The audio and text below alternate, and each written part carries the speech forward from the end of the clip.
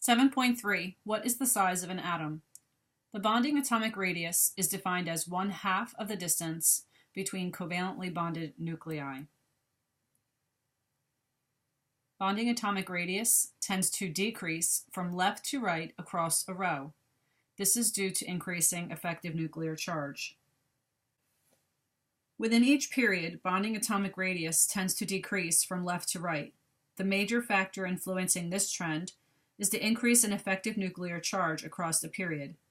The increasing effective nuclear charge steadily draws the valence electrons closer to the nucleus, causing the bonding atomic radii to decrease.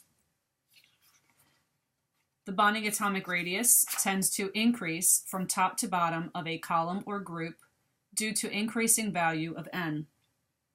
Within each group, bonding atomic radius tends to increase from top to bottom.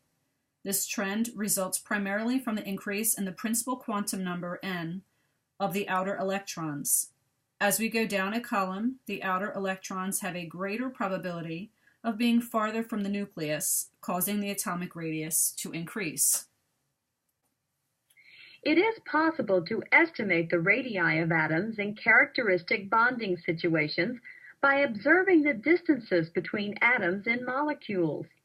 In any given group of the periodic table, for example, group 6A, the atomic radius increases as we move downward. As we move from left to right in any row, the atomic radius generally tends toward smaller values. This occurs because the effective nuclear charge acting on the outermost electrons is increasing. As we proceed across the first long row of the table, in which electrons are being added to the valence shell d orbitals of the metals, we see an overall decrease in radius as a result of increasing effective nuclear charge.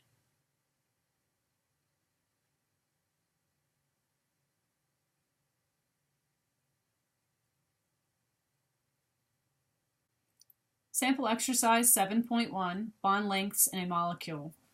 Natural gas used in home heating and cooking is odorless. Because natural gas leaks pose the danger of explosion or suffocation, various smelly substances are added to the gas to allow detection of a leak. One such substance is methyl mercaptan, whose structure is shown in the textbook. Using figure 7.7, predict the lengths of the carbon-sulfur bond, carbon-hydrogen bond, and sulfur-hydrogen bonds in this molecule. We are given 3 bonds and the lists of bonding atomic radii. We will assume that each bond length is the sum of the radii of the 2 atoms involved.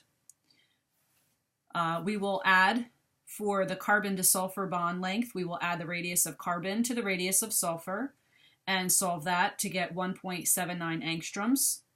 To find the bond length of carbon to hydrogen, we add the carbon and hydrogen bond lengths and get 1.14 angstroms, and the total for sulfur and hydrogen's bond length is 1.39 angstroms. The experimentally determined bond lengths in methyl mercaptan are 1.82 compared to 1.79 in our calculations, 1.10 compared to 1.14 in our calculations, and 1.33 compared to 1.39 in our calculations. In general, the lengths of bonds involving hydrogen will show larger deviations from the values predicted by the sum of the atomic radii than do those bonds involving larger atoms. Notice that the estimated bond lengths using bonding atomic radii are close, but not exact matches to the experimental bond lengths. Atomic radii must be used with some caution in estimating bond lengths. In Chapter 8, we will examine some of the average lengths of common types of bonds. Practice exercise. Again, using the table in your textbook, predict which will be larger, the phosphorus-bromine bond length in PBr3 or the arsenic-chlorine bond length in arsenic trichloride. Sample exercise 7.2, atomic radii. Referring to a periodic table, arrange as much as possible the following atoms in order of increasing size: phosphorus, sulfur, arsenic, and selenium. Atomic numbers are given for the elements to help you locate them quickly in the periodic table.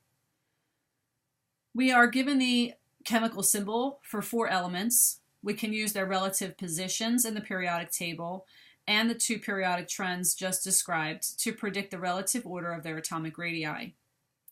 Notice that phosphorus and sulfur are in the same row of the periodic table, with sulfur to the right of phosphorus. Therefore, we would expect the radius of sulfur to be smaller than that of phosphorus, because radii decrease as we move from left to right. Likewise, the radius of selenium is expected to be smaller than that of arsenic. We also notice that arsenic is directly below phosphorus, and that selenium is directly below sulfur. We expect, therefore, that the radius of arsenic is greater than that of phosphorus, and the radius of selenium is greater than that of sulfur. From these observations, we would predict sulfur is less than phosphorus, phosphorus less than arsenic, and sulfur less than selenium, and sulfur is less than arsenic. We can therefore conclude that sulfur has the smallest radius of the 4 elements, and that arsenic has the largest radius. Using just the 2 trends described above, we cannot determine whether phosphorus or selenium has the larger radius. To go from phosphorus to selenium in the periodic table, we must move down. The radius tends to increase, and to the right, the radius tends to decrease.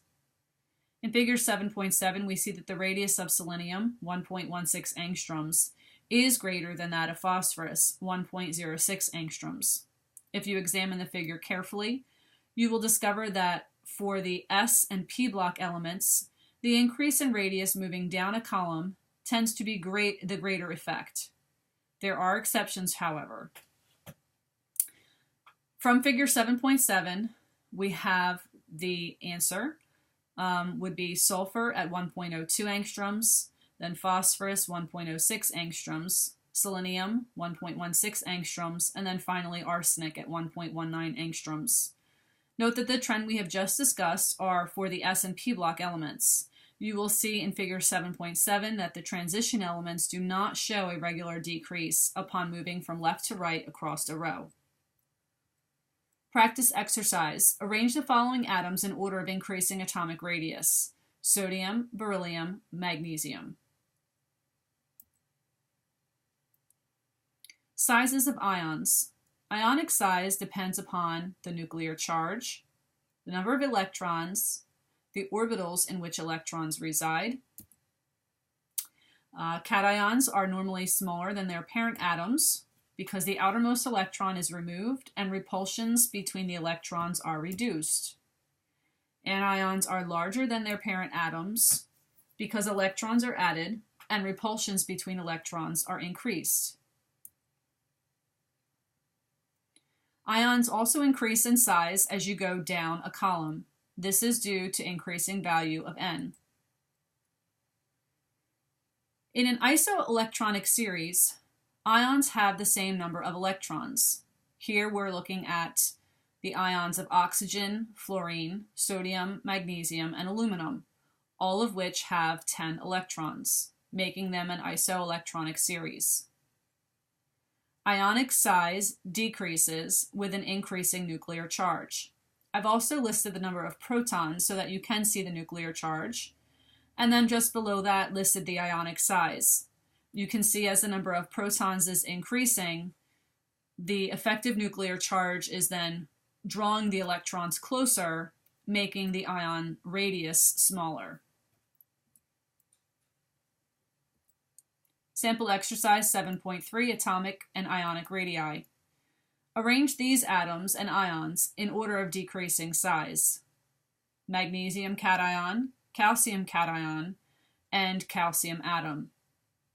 Cations are smaller than their parent atoms, and so the calcium cation is smaller than the calcium atom.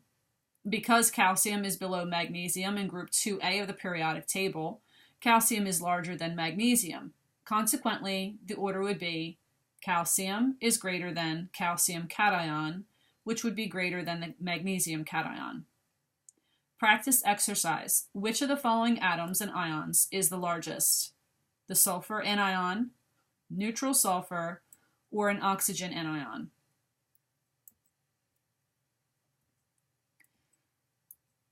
Sample exercise 7.4, ionic radii in an isoelectronic series. Arrange the ions in order of decreasing size. First, we note that this is an isoelectronic series of ions, with all ions having 18 electrons. In such a series, size decreases as the nuclear charge on the ion increases. Again, remember that the more protons you have, the higher effective nuclear charge will be, and that force drawing the outer electrons in will increase with increasing protons. So the atomic numbers of the ions are 16 for sulfur, 17 for chlorine, 19 for potassium, and 20 for calcium. Thus the ions decrease in size in the order as shown. Practice exercise. Which of the following ions is the largest? All the electrons in an atom are attracted to the nucleus at the same time that they repel one another. The electron shown, one of the outermost electrons of the atom, is partially shielded, or screened, from the nucleus by the other electrons. At the same time, it partially shields or screens the other valence shell electrons from the nucleus. When this outermost electron is lost, the partial shielding it provided for the other electrons is lost. As a result, they experience a greater effective nuclear charge, and the cation, or positively charged ion, is smaller than the original atom.